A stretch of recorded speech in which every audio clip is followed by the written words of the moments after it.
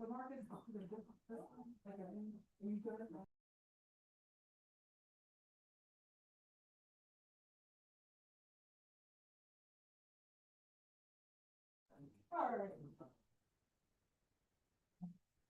All right, good evening, everyone. Welcome to the Sequel Board of Education, the June 15th, 2026 meeting. My name is Ping Hopkins, and I'll be presiding over the meeting. And I'm going to call this meeting to order at 6:01 p.m. The next item on the agenda is approval of the agenda as presented. Can I just need a motion? Mayor, motion for the agenda as presented. Second. I have a motion and second. All in favor, say aye. Aye. Opposed? And that motion carries. The next item on the agenda is pledge of allegiance and file. I pledge allegiance to the flag of the United States of America and to the republic for which it stands, one nation, under God, indivisible, with liberty and justice for all. Please remain standing.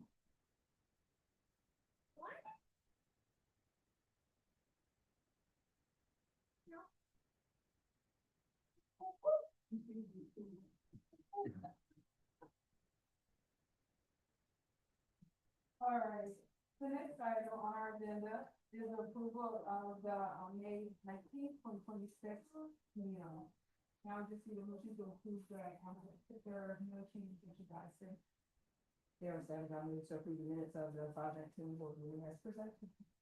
All right, we have a motion and a second. All in favor, say aye. Aye. Opposed? And that motion carries. The next item on our agenda is public participation. Currently, we do not have any. So we will move forward to our reports and presentations. And we do have awards, and we'll let Dr. G speak to that. Yes, welcome. How are you? Thank you for being here tonight. Thought Coach Evans was going to be here, but I think Mr. Cameron is going to do the honors. We'd like to recognize Michelle Durant. This is in recognition of GIAA United Track and Field Championship, Conference and States. First place, 100 meters. First place, 200-meter dash. And first place, 400-meter dash.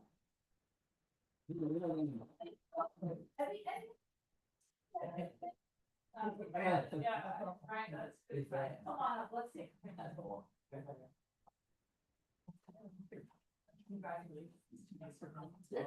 Yeah, my chair is right on the end. My chair is right on the end, so I just sit there right out there. That's all. Be fast.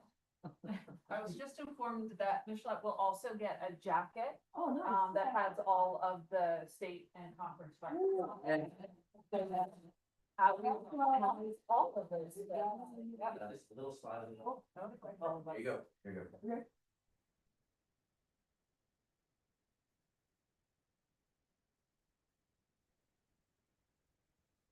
Awesome. Would you like to come over and take a picture? Who's this? Who's this? Your sister. All right. Thanks for coming. Good job. All right. Awesome. Great. Thank you so much. Oh. And you do not have to stay for the whole meeting.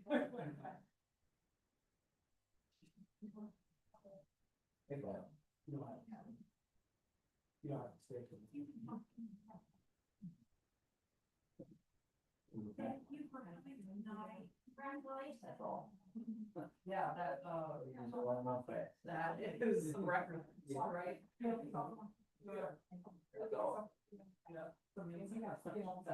Great. All right, the next item on our agenda is superintendent communications and Dr. B. Well, thank you for being here. Take a deep breath. We've finished another school year. Yes, and would like to thank everybody involved in the end of year recognition ceremony for retirees and our teacher of the year. S-boy, behavioral health professional, we've got to recognize all of those folks, have a nice send-off, so we take a deep breath, and then as Ms. Kimbler pointed out, in 2 weeks, we will welcome folks back for ESY and 12-month services. We'll have credit recovery, so a lot going on then all over the place, but right now we're refocusing. We had our beginning of summer kickoff barbecue with all of our 12-month staff. That's why we're in somewhat casual wear today.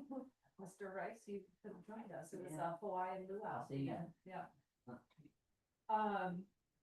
So yeah, we're around. If anybody needs anything, stop by, visit, give me a call. We're always happy to see folks.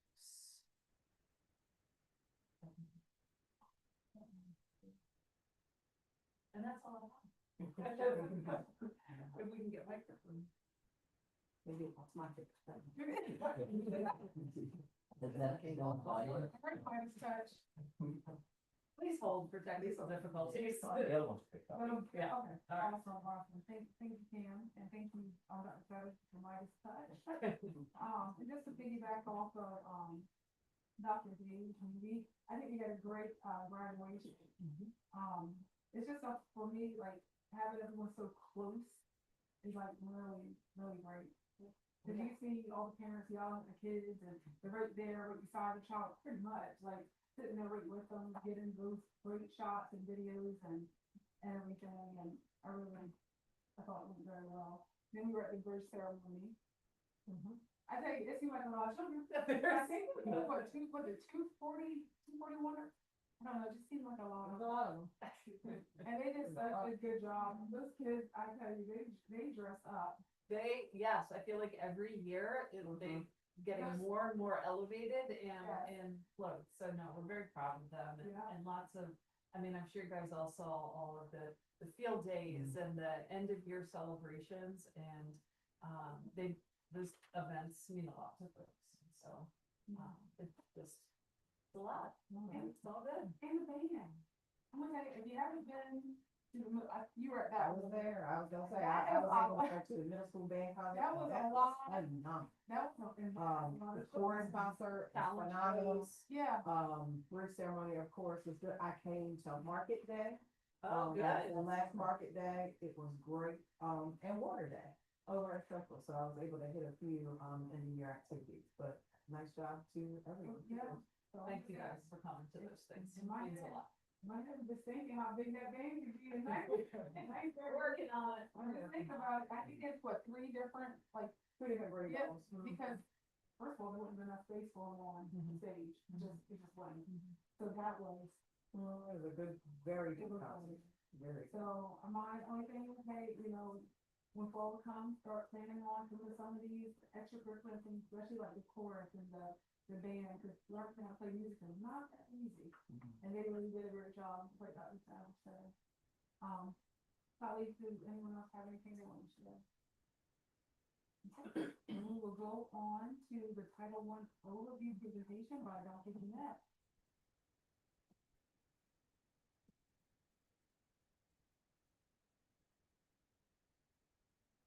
Good evening. I'm Dr. Chrissy Jeanette. I'm the curriculum director for the Seaford School District. And tonight, we're going to talk a little bit about Title I funding and what is a Title I school. So Title I is from the Elementary and Secondary Education Act, ESEA, and it provides financial assistance to local school districts and schools with high numbers or percentages of students from low-income families.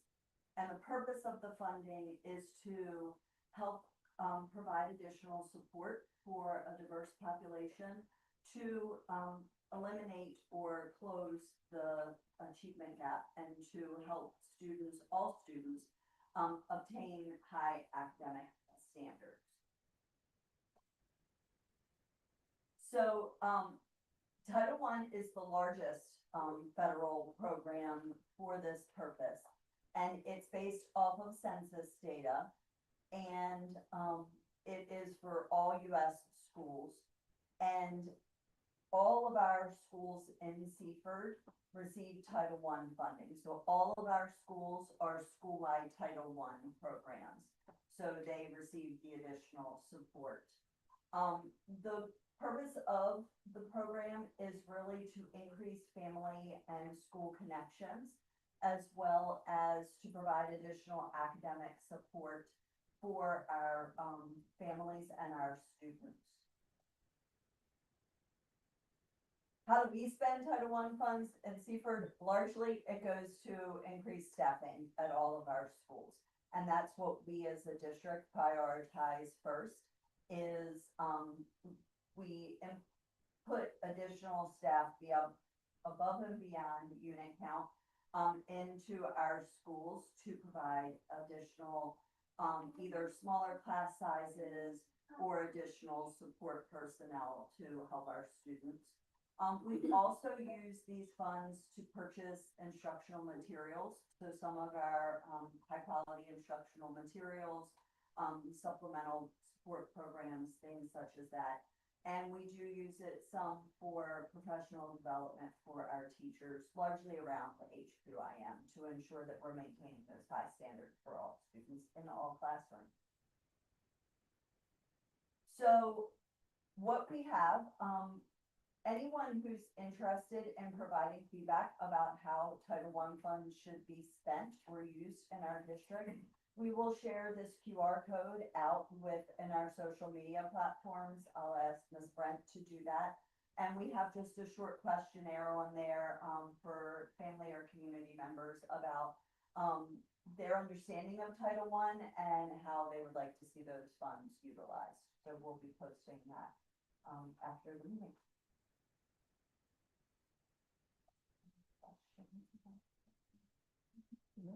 Thank you. Oh, and just for reference, we are scheduled to obtain the same amount down to the dollar that we did last year. So we're not losing any funds this year. At least in Title Caveat. Right. All right, thank you, Dr. Jeanette. And I just messed with the little Google form and then. Oh, good, it's there. Yeah, I checked it the other day. Yeah, all right, so next, item on our agenda is BFC-R, Uniform Service Charge Regulation, and that's, Mr. Cameron.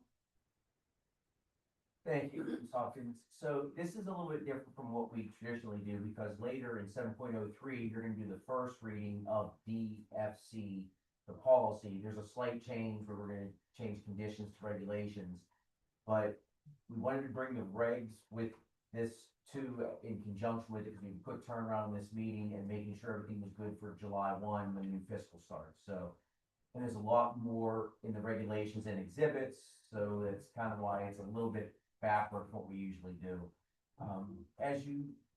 Presently as we have with DFC, DFC and DFCR match exactly to KF-R in all the exhibits. So part of what we're going to do here is going to get rid of the KF side of things. It doesn't need to exist in both places.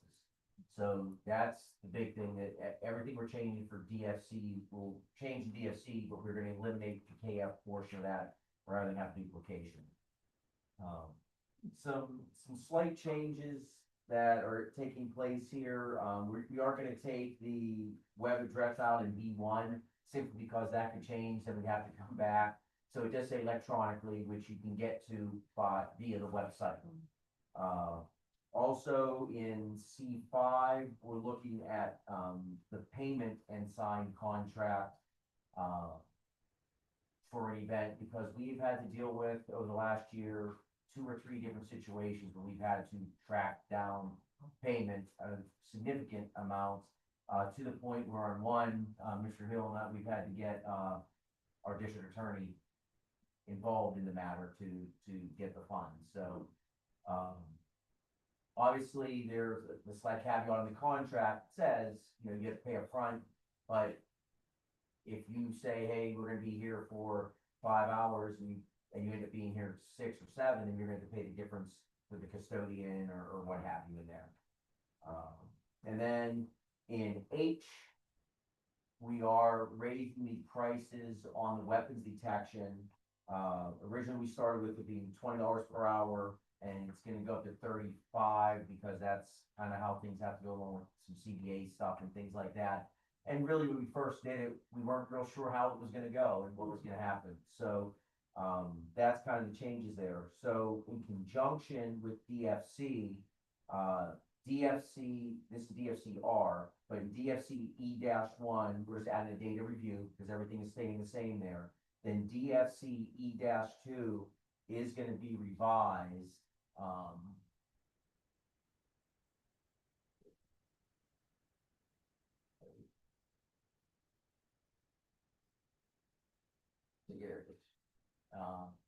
And the revisions there are just to reflect the change in the weapon detection. So obviously just taking the 70 times the 3, because it's the 35 times 2 people to work the device. And then it'd be an elimination of DFCE 3 and DFCE 4 as part of this as well. So, like I said, a little bit backward from what we usually do. We get the DFC, the policy, it's just that slight change, but this is trying to get everything in line and ready to go for July 1.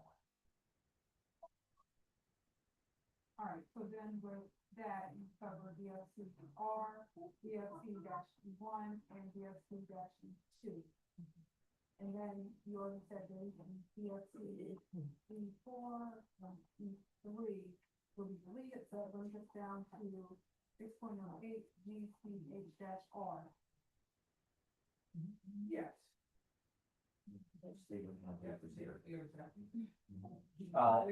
And GCHR is a simple one. It's getting rid of actually part of a title I once held. We're getting rid of the and public information because we have Ms. Brenda as the PIO. So that's just a cleanup. We've done that in policies as we've come across them and refined them. So that's the only changes to that regulation in GCH-R. Okay. All right, then we have GCK professional staff assignments and transfer policy 6.09. And that's an easy one. That's just a review. Everything's staying the same, but as we talked about in this process, we want to put a review under there. So when you look at it now, it says it was revised on 7/11/11. Now we're going to see that we actually looked at it in 26 as well, and there were no changes need to be made. And then we have your ICJR. This is also under electronic device and school regulation. Yes, so this is the big one here, and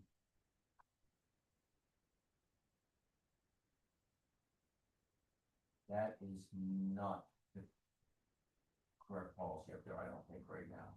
So that's what you see up there is what we're eliminating from the regulation. That was the old reg. And so if you remember, SB 106 is what has changed us having to revise the cell phone policy. Part of SB 106 required us to get input from students and staff, which we did. Mr. Zoll and I met with the middle school, what are they, Voices, I think is their group that they have, and then also the student government at Secret High School. And then each of the principals took the regulations and shared it with their SLT to get feedback from there. Some changes still now. Students in the middle school are not to have a cell phone. So we have approximately 900 students breaking regulation and policy each day because the majority of our middle school students carry a cell phone with them. So obviously this is going to be a change for the middle school. Mr. Cave and his folks are on board. They're going to be able to use them at lunch and some other time frames in there as we start off. So that was a big, change for us in there from where we have been. The high school and Mr. Zoll can certainly chime in this. When we met with them, they were a little bit harsher than we were looking at a little bit. Once they realized that the original intent of the bill was possibly, when it first came out, SB 106 talked about getting rid of cell phones, K-12 period. So once they calmed down from that, we had a really good discussion and talked about different things, and we learned how important one lunch is to them. Because they really thought that had been a deterrent in some things, and they said, look, if you tell me I can't use my phone, but if I use my phone, I'm gonna lose one lunch, I'm not gonna use my phone. That was the kind of where we got from them on some things. And so the regulations that we have here are modeled after the model policy that was put together and given to us by the state. There are some different options in there. One of the things we did change, and we consulted our attorney on it, who represents 16 of the 19 districts, and he gave this the same advice. One of the things we looked at was, we tend to try to stay away from there being direct consequences in policy and regulation. That's what we have our administration to make determinations after a first offense, a second offense. We get some guidelines in the regulations about what that should look like. But at the end, the principals have that jurisdiction type thing to work on. So that was important as we looked at the policy. And then it does also say in the policy how we will come back and periodically review this under the same type thing. And it might be something we come back and look at after the first year, because this is a little bit of a change at both the middle school and high school level, and see where we are. But it was a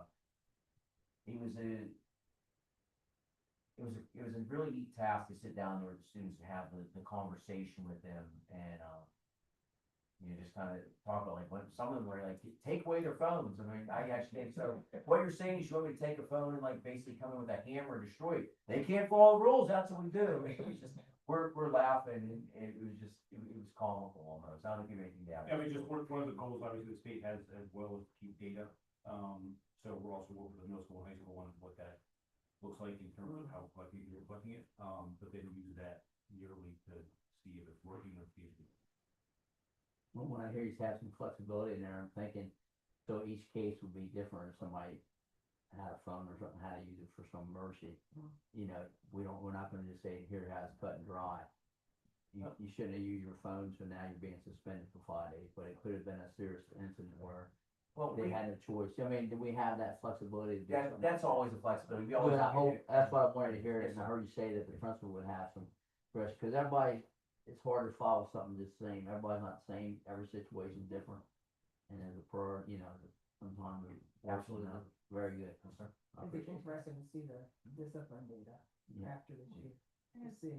That, and I remember, I think when you guys were presenting this to us the first time, I think you were, just correct me if I'm wrong, I think you were planning something to get the information out to the parents. Yes, that's P. So providing, this is the reg, we're gonna do the second reading of policy tonight. Ms. Brent and Mr. Zoll and I will work on getting information out, because that's also part of the policy, is getting that information out prior to the start of the 26-27 school year. So we'll work on that, and there will also be something that will go home, or however it does at the start of the school year, with that big pack of papers we all have to fill out every year. There'll be something, the plan will be to send something home with that as well. But yes, we will work on the public relations blitz on this. And my last question, with that, in the different schools, there is a place that students could go to if they actually didn't use the phone to contact the adult, right? Absolutely. Okay, that's what I was thinking, because I know I have one in Swallow, so if there's something that we can definitely, do that. Cause you work in school, so I know you got some, a lot of drama with them, Yes, they do. a lot of drama. All right, thank you for that. Does anyone have any? No. Benson, with young kids and phone, you got anything? I was gonna say, they're definitely breaking the rules. They are, okay. But I'm no snitch. And I know I mentioned this in the meeting, I know I was at the last one, but the first one where we introduced it, does this align with digital citizenship and teaching them how and when it is appropriate to use it? Because adults are just as bad as the children. So I would say we kind of worked into some of that stuff already. Now, especially at the middle school, it'll be in practice, not just in theory. And what about adults and their stuff? During,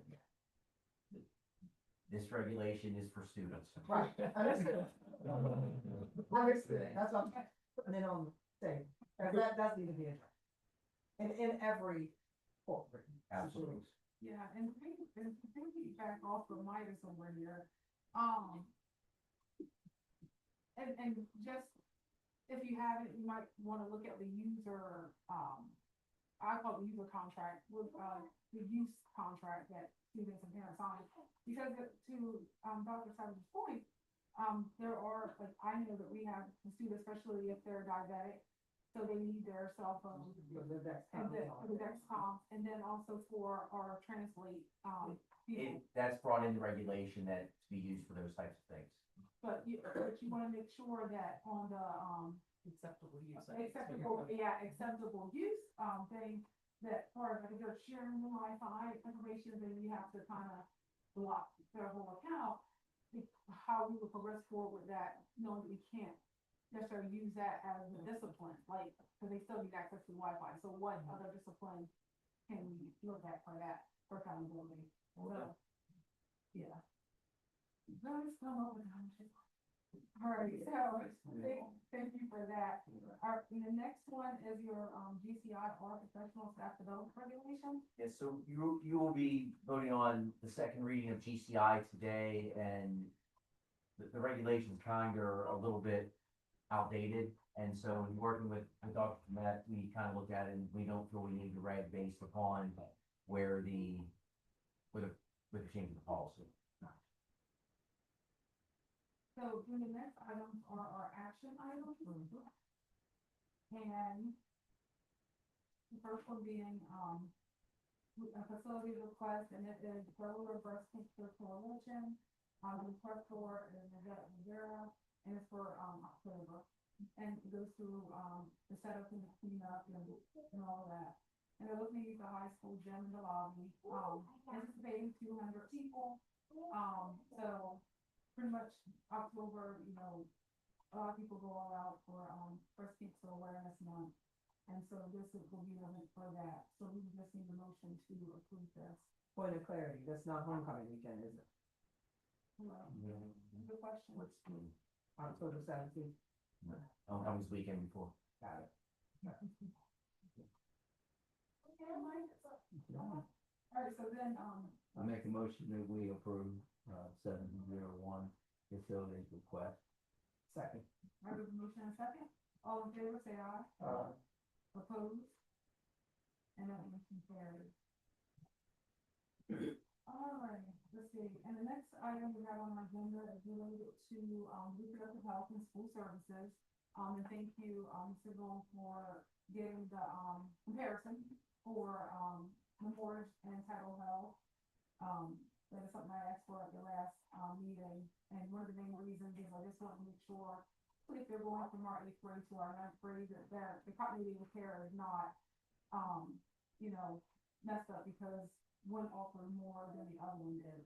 So, I personally like the list. The only thing that I noticed is that Title Health does not offer all the same things, so maybe that's something once we go through the process of voting, and we can bring that to their awareness, because they may not know, just so that we're making sure there's not a disruption in care.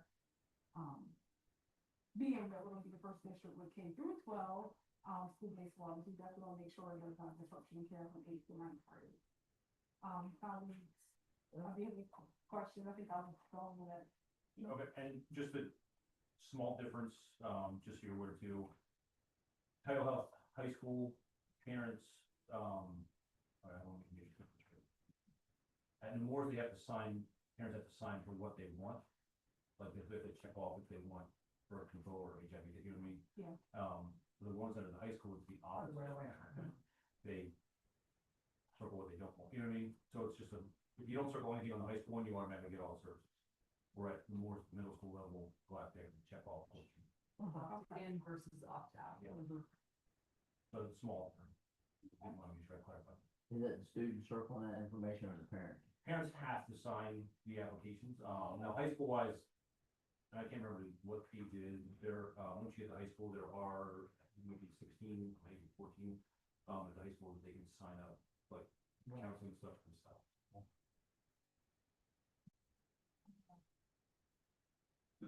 And just for, so we have the discussion with title health, you'll just show them. I'll bring them, yeah. Okay, all right, that'd be great. All right, this is an action item, so I need a motion to approve. And then we're just approving the Morris piece, the, title health is, because I want to see the comparison. Definitely gonna make a motion to approve reproductive health services at school-based health centers as presented. That's okay. I have a motion and a second, all in favor, say aye. Alright. Opposed? And that motion will carry. And Christopher, when are they looking to be ready to roll at the middle school? We're hoping for the beginning of the school year, but being funded by grant, politically correct here, sometimes money can come in as fast as we want it to. And part of the issue with this one, they're on the federal timeline, which their budget year is different than the state budget year. So there's some hangups there, but Moore's is finalizing their work, and working with Doug Henry as soon as we get those numbers to be able to come up with a solid date. Fair enough, thank you. And one of the things we did talk about, just like with Fred Douglas, if the actual room's not ready, we might be able to do a temporary room, like using the nurse's office, so you can get them started before their actual room is ready, but that's, again, Thank you. All right, so the next item would be the, 7.03, DFC rentals and service charges, policy. And that was, Yes, this will be the first reading of this, like I said, a little bit backward, and the only substantive changes where it now says regulations versus conditions, because we have regulations come with the policy. yeah, and those are the charges, you showed us at 210 at the bottom of it earlier. I'm getting there. All right, so this is an action item. So if you don't have any questions for the camera, really, that's the motion to approve. Sarah said, I move to approve first reading of BFC rentals and service charges, policy as presented. Yeah. So motion and second, all in favor, say aye. Aye. Opposed? And that motion will carry. The next one is 7.04, GCL, professional staff schedule and calendar policy. This is the first reading of this policy, and it just kind of cleans up some stuff. We changed the in-service of professional development and where that is. And you'll see that we're striking an exhibit school day. So that might be a tease to what's coming at the next meeting, to a certain exhibit that exists with this policy. Oh, yeah. All right, that remember, okay. So if no one has any questions for Mr. Cameron, see motion to approve. Mark Sarver, move to approve the first reading of GCL professional staff schedules and calendars policies. Second. All right, motion and second. All in favor, say aye. Aye. Opposed? And that motion carried. The next item is 7.05, FGC ID, professional staff training workshops and conference policy. Yes, and we, again, cleaning up the policy a little bit. There was an additional phrase in there about budget, procedures that we just removed. We prioritize professional development through Title I, opportunity, all of the other things. And if a principal identifies something through their 90-day plan, it would be included in that. We would look at it that way. So, it's not individual staff members signing up for conferences and things. It's more aligned to our district, strategic plan. All right, if there's no questions about anything that, I would think we have to approve. Sarah said, I move to approve the, first reading of GCID professional staff training workshops and conferences policy as presented. I have a motion and a second, all in favor, say aye. Opposed? And that motion will carry. The next item on our agenda is actually a second reading of GCH professional staff orientation policy. And to my understanding, nothing has changed since we last reviewed it. And then I'll need a motion to approve the second reading. Make a motion to approve 7.06 UCH professional staff orientation policy. Second. I have a motion and a second. All in favor, say aye. Aye. Opposed? And that motion will carry. The next item is JICJ, use of cell phone electronic policy. As I understand, there's been changes since the last time that we reviewed this. Since that's the case, I can see a motion to approve. Mark Strider, move to approve the second reading of JICJ, use of cell phones and electronic devices, school policy. I have a motion and a second. All in favor, say aye. Opposed? And that motion will carry. The next item on our agenda is the opportunity fund waiver. And that is Dr. Jeanette. Yeah, so we are requesting, an approval for the waiver for opportunity funding. So let me explain a little bit about opportunity funding.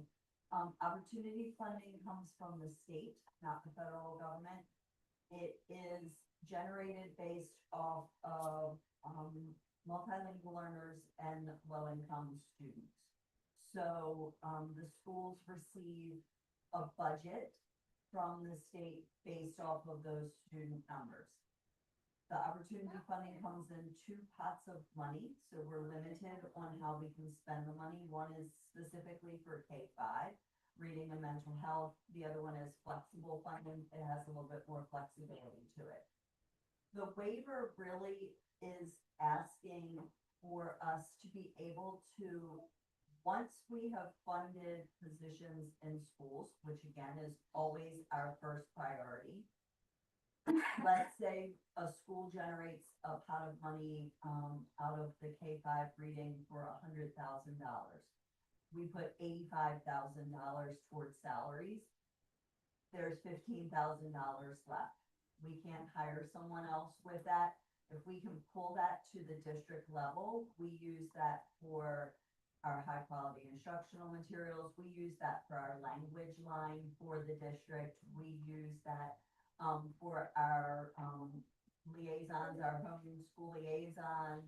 So I'd like to be really clear that no one is having a position at district office funded by this program. If we're pulling money towards district office, it's because we're maximizing the funds and not requiring each principal to purchase their own materials. We get a better rate by doing it at the district level, and it's also an easier thing for them. What's happened to it now? If we lose it, if we don't No. use it? No, we use it. It's just, rather than keeping the money at the school, that $15,000, and me saying to the principal, okay, now order all of your materials that you need for your school. I can pull it to the district office and we do just general ordering through here. And we've approved this previous year. Yes. Yeah, the same thing. Yes. Makes sense. Absolutely. Makes sense to me. All right, if there's no questions for Dr. Jeanette, I'd like to motion to approve. Mark Strider, move to approve the opportunity fund waiver as presented. Second. I have a motion and a second. All in favor, say aye. Aye. Opposed? And that motion will carry. The next item on our agenda, is agreement to the Secret Board of Education and Secret Support Staff. And that is Mr. Cameron. So, happy to report that we were able to come to an agreement between our Support Staff Association and, the board here, hopefully in a matter of moments. It was, the best of our negotiation of the 3 contracts this year. Melanie, I think we set a new record, like we're done in about 2 hours. Which I think speaks to the quality of the contract, quality of the relationship that we have between each other. And, as I like to say, with this contract, I've been fortunate to sit in my position for 6 years now. We've yet to have a grievance for this contract. And so I think that speaks to the ability to negotiate it in the time that we did as well. So upon the board doing this, we will actually stop the meeting and have the ceremonial signing of the contract. Awesome. Vote first. Second vote. I have pens for you, don't worry. I have. He's got Like the president, he's got 10 days, we just need to vote. Sure. Approve it. If there's more questions, from Mr. Campbell, we just need a motion to approve.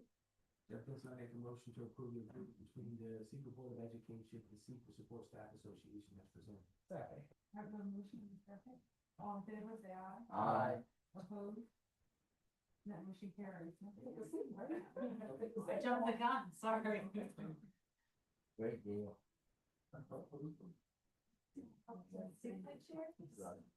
Alright, let's look at this one.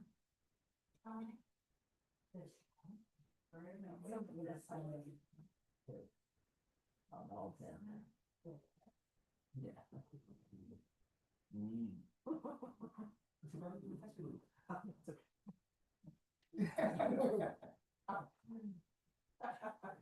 Rehearsal, up north, there was time there. Here you go, again. He's on.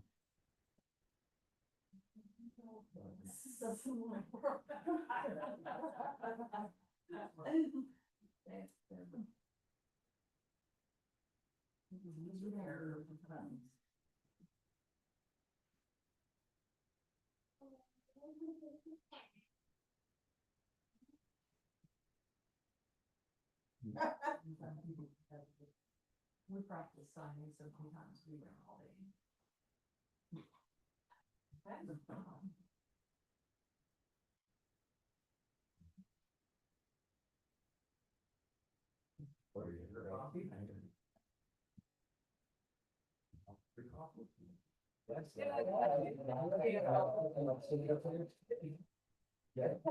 Yes, that's my feeling as well. Oh.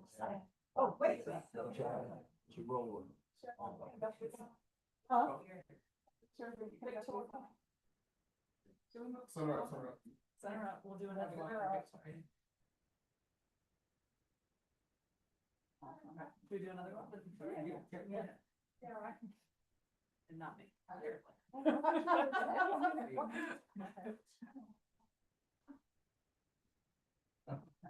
Melody, you gotta come up for this one too, because. Take it back. Signature. I was gonna- You can come here. Yeah. Oh, he's got it right now, he said. It's your group. Awesome. Thank you. All right. Thank you. Thank you.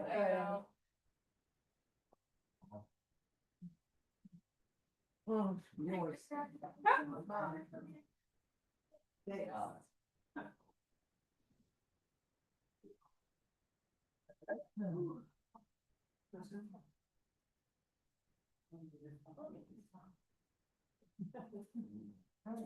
One back.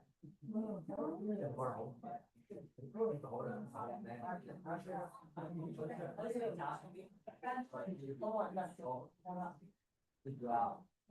Thank you. We'll see you. Will do.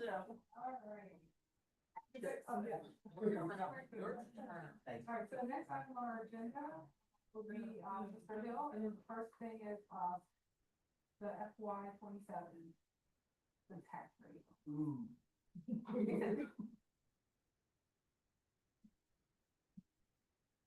Why is it? 7.0. It should be 7.10, yeah, I think it, I don't know. All the companies. Okay, yeah. changes. So- Yeah, good class, Thank you. have it done by next meeting. What you'll see tonight is a proposed property tax calculation for our local school tax. You'll see that we have actually very little change with the exception of tuition. Tuition is, again, this year, an area that has gone up, quite a bit. You'll see change in revenue from what is needed is 752,000. If you factor out all the other things, and you'll see where some go up and some go down, it's a net of 870 needed to increase, but you'll see that almost all of that is in tuition. That does come up to almost 2.5 cents change over last year. But we have some unique situations that factor into tuition, and y'all are aware of that. What I can say is we're doing really good in all of our other areas. I think there's also a sheet in here. Did you attach the other sheet back in, or is it? If we go down, scroll down on that. Yep, Sorry. this is the normal, what the recommendation is and what the tax actually does, and I do want to, highlight that, this is used to pay tuition for Seaford School District students who must attend special schools and our programs within and outside of the state of Delaware. The tuition revenue also supports services and positions that support students with intense and complex needs and our pre-K students. Expenses can be unpredictable and subject to significant variance. And I think that's kind of where we are. Some of that is our programs here in Seaford, but if you remember from our retreat last year, a good portion of the programs outside that we send them to, which are other school district programs, the costs have significantly risen there. So to get our students what they need, it's just kind of where we are. Are there any questions specifically to that?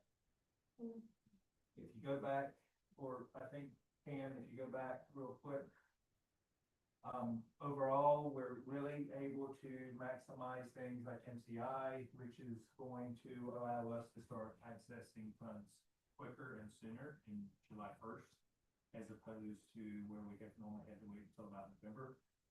We also are open to be at some point, because of the age of our buildings, we have been in conversations with the Department of Ed around what they call art barrier removal, which is basically ADA compliance. One of the things that I keep telling them is, you either gotta approve us for a CN or you gotta approve us for art barrier. Can't, because if you're not gonna let us build one that's updated, then you gotta give us the money to fix the problems, and you gotta do one or the other. And so I know there's some discussions with the chief's liaison as well as the CFO's liaison groups talking with the department around that. Hope some change comes in the future, but we are trying to maximize. So where you really see there is we really want to maximize our building safety and security, as well as the tuition needs of students. We're trying to keep everything else pretty constant, or in areas like extra time, where we're not using as much. We decided to not even assess that this year, which is why you see the change downward on that. So we're able to kind of fluctuate that some. So, any overall questions? Do you want to go through all four, or can we do one for each one, or you want to do one, vote after each one? Looking at, you may as well stay up there, and then we just going to be vote separately for each one. All right, so yeah, just keep going. Because they kind of all do tie together, so Yeah. so that you can get a big picture of all. One of the things we decided to do this year is, in the past, I actually presented salary schedules to you for the non-collectively bargained staff. So that is the folks like our technology department, our constables, our admin assistants, skilled craft persons, chief and assistant chiefs, and our nutrition service workers. What we decided to do this year is, instead of presenting that, tell you what we were actually going to do. And the reason is that because there's a state portion to a lot of these schedules, what we found, even in the contract that we, I think, even just signed, if you look at the old contract, after this year, the state is no longer right, because we can't predict what next year's state match is going to be, or the third year of it. So we decided, well, since we can't do that on the contracts, we will generate schedules for everyone. We're just gonna have you approve change, and then what we'll do is we'll approve the schedule, and I can share those for informational purposes at a later time. But what I wanted to do is get the change that we're asking for, which actually really simplifies it down as well. Because if I throw up numbers that on the state side are really not accurate over a 3-year period, it's kind of like, well, why are we looking at that? Because that's not the truth. And that has created a lot of questions for us, I think, specifically for Cam and I, when people go and look and say, oh, well, I thought I was getting a state, you do get a state raise, but the contract is signed, 2 years ago, and so that's why we decided to do everything. And in keeping with that, we decided to also do this here. So we're asking specific for these changes, which would be increases. And what you'll see, just like with the technology department, is not cut between the state and local match. So they get a $750 salary increase, regardless of what goes in on the state side. It doesn't mean that they get more, it means they get the 750. So just want you to be aware of those differences. I think it was the same with constables. There is a state match on the admin assistants and the chiefs, which is why we did it this way, but they are not collectively bargained. And then the skilled craftsperson, we are taking one of their stipends and rolling it in. So the net is that for a majority of the staff, it won't increase. It's just taking it from a stipend and putting it into the pay. Nutrition services workers, we won't be needed until the start of the school year. So I probably will bring that to you in August, but it will be an hourly rate, which is why I kind of wanted to wait and us figure out where we ended the year and then kind of figure out next year. And that's something I'm working on with Ms. Kirk. So, any questions on that? Technicians and other people, are they based on units of kids too, based on the raise, or because they're not involved with kids like the teacher and stuff, is that a different? I fought that battle for the last 18 years, trying to get them to be unit based, and no, they're not. Okay. I've literally fought that, trying to get them into that. I think we learned from COVID that we need the technology team to keep us going, because if it hadn't been for the technology during that time period. I think that still proves now, but I'm just saying that if something was going to get passed, it would have been during that time. And it still didn't. And I think that's one of those places where the superintendents and work with legislators on the athletic trainer, and we got the unit for that. I think that the tech staff is probably the next thing on that list to advocate for, because, yes, there is a correlation for the number of folks you need working on technology related to the size of the school. Yeah, you gotta be somewhere. Same thing with maintenance, really, same thing, it's based on the number of kids, that's why I understand it. Is when we get money, but then when does the cost of fixing the building overweigh how many units we have a kid? You gotta make a decision there too. And think of the age of the building. If you Yeah, got an older that's what I building, mean, you that's gotta what I'm have saying about it. Yeah. The intensity of the work. Absolutely. Good point. Also, just a clarification, there, Mr. Ricino, custodians are based on square footage of our buildings, not on the number of students, it's based on square footage. They should add a multiplier in for age. Times 75. Good deal, all right, thank you. We'll go to that. All right, so I've highlighted some things for you that I wanted to call out, but this is your preliminary discretionary budget. I wanted to definitely show you where we are this year versus where I predict us to be next year. However, what I wanted to also call out was those highlighted items. The highlighted items at top are all things that, from the building perspective, if you remember, is last year we did the 75% startup. And then after everything came in, we moved to the 100%. So that was basically a model that I think was initially misunderstood, but afterwards received really well, I think. And so this is, again, based off of units and where we end up. We true up with them, but we wanted to initially just say, here's 75%. So you will see these numbers roughly go up 25%. And the reason is that we will true up, and it'll probably be in the, I hope y'all were okay with how I did it last year. As things came in, I'd present the change so that you would know the modification was coming.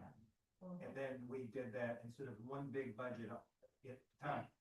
I want to do that to break it down, not to complicate it, because I think that kind of helps to kind of, as the information's coming in, I'm sending it right to y'all. So the other areas that I did just modify is, you see Board of Education, you see district expenses, you see athletics, and you see the business offices. There was a few areas there where I just kind of rounded down to the closest number. Doesn't mean that we can't increase it at a different time, but it was actually to take those areas and just basically clean up a little bit based off of what I had saw the prior year, because what I use is what we spent this year. Doesn't mean we can't increase them in a later year, but one major change was the operations and utilities line. We did when everything started going up cost-wise for electrical, we decided to put, I think it was between 400,000 and 500,000 extra in that budget line. We also did a whole bunch of work through ESSER, getting all of our stuff to be more energy efficient. So in discussions with Mr. Henry, we basically have saw that a lot of the benefits of what we did are hitting at the same time the cost is increasing. So we decided that we would leave still some buffer in there so that we don't go in the hole, but we also wanted to say, you know what, let's scale it back. Let's actually say, and so we're just trying to be good fiscal stewards. We didn't want to not have it set aside because, as you can tell, utilities is something, we gotta pay it, not something we can, but if we get the bill, we gotta pay it, so we gotta plan it.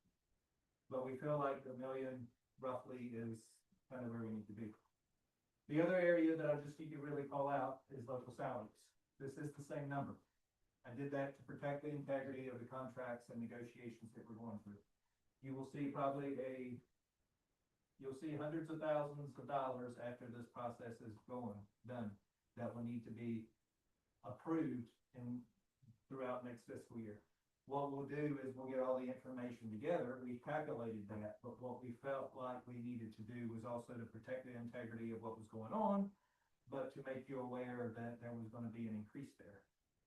Which is why I show here is that if we need to go up even 300,000, we're still where we were this year. And then we've cut some other areas. So I just want you to be aware that that will come back probably in the August. I guess we're out here in July, so definitely would have to be in August most likely, with what we're hoping, after everything is said and done and all contracts are ratified and signed. I'll come back to you with a different number. I didn't know any better way to do that other than just say, here's what it is now, show you that we have some savings, but that will be potentially eaten up when we add it back in. So, any questions on that? Yeah.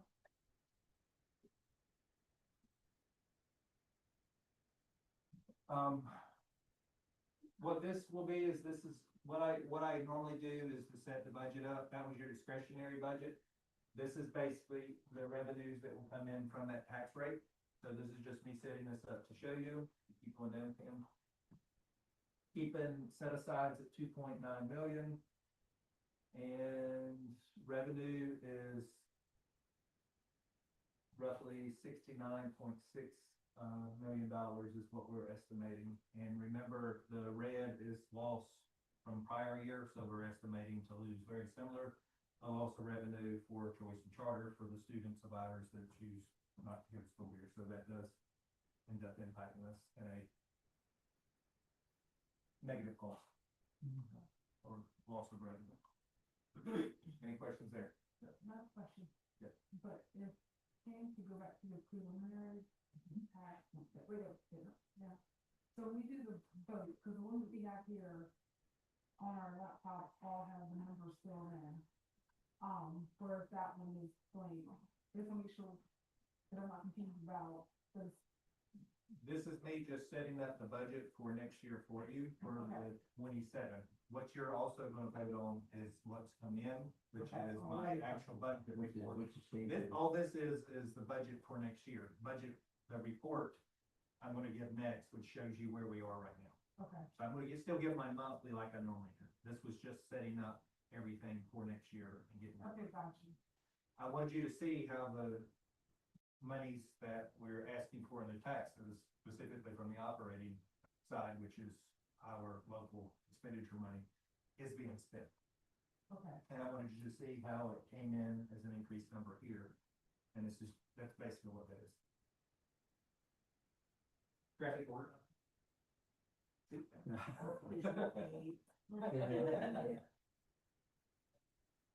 All right.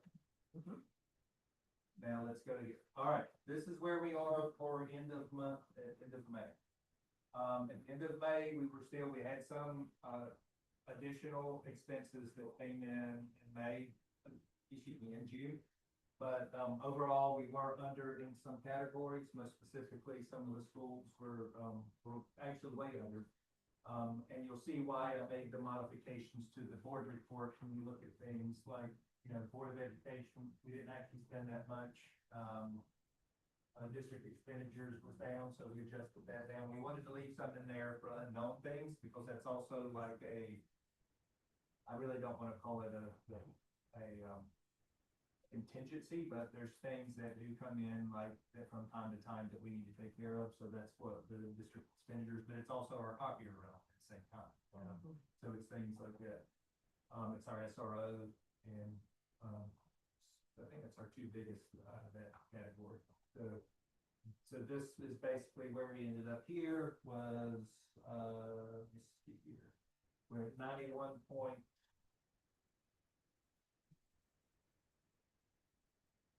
For May, we are. Yes, we're 91.8 of the fiscal year with 83.12 expended and 87.559 total. Remaining balance is roughly 1.7. All right, this is the good one for you. So even with the funds that come in from delinquents, which basically winds up being roughly $250,000, I wanted to give you a little, don't normally do this, but I normally tell you, but I actually wanted to put this in the report. We got our senior property and disabled veterans, 256. We got another 58, I think, thousand that came in late last week. And that would be basically current year and delinquents for June. So that, remember, you'll see this again because this is a May report. But why I wanted you to see this is we were at 10.671 of a 10.682.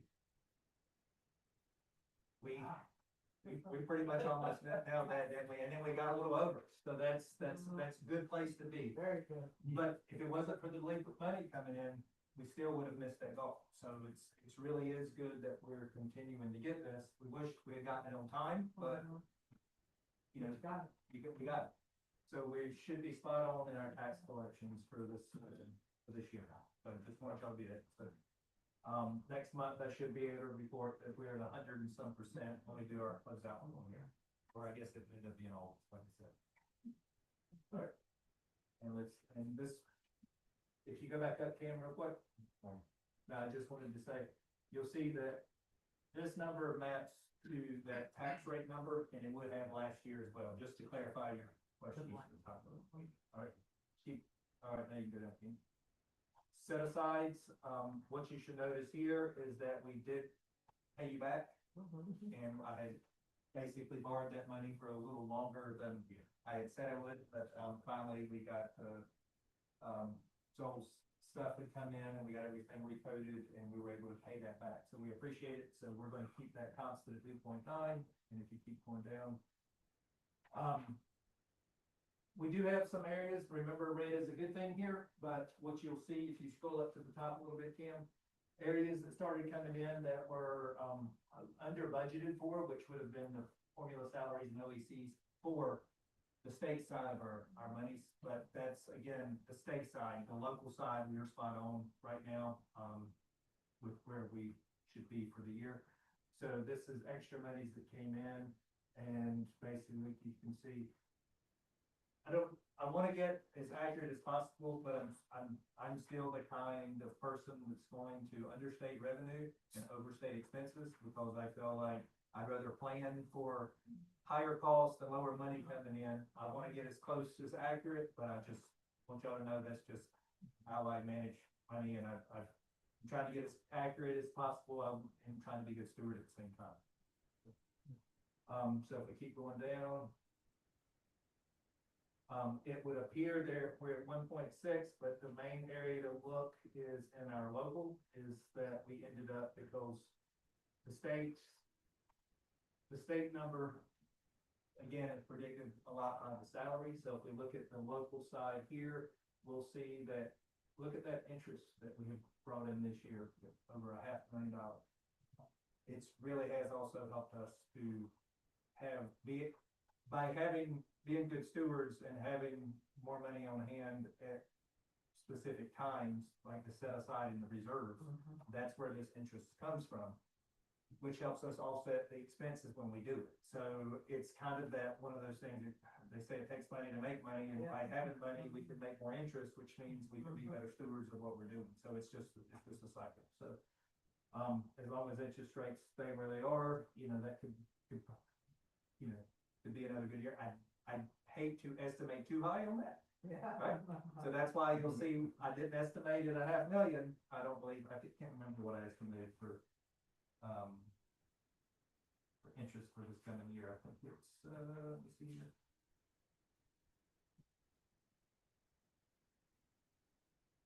For this coming year, I did estimate $500,000. I did not estimate 764,000. So I was wrong. We were $500,000 over what I estimated, which is the 764 is where we ended up. So, all right. Sorry for that. I misspoke on that one. That's all right. It's a good number. Bottom stuff. Okay, December? Exactly. So, any questions? Thank you, thank you. All right, so these are action, items. The first one being the fiscal year 27 tax rate, and I need a motion to approve. Chair says I move to approve the, FY 27 tax rate as presented. Second. I have a motion and a second, all in favor, say aye. Aye. Opposed? That motion carries. The next one is your fiscal year 27, salary schedule, I need a motion to approve.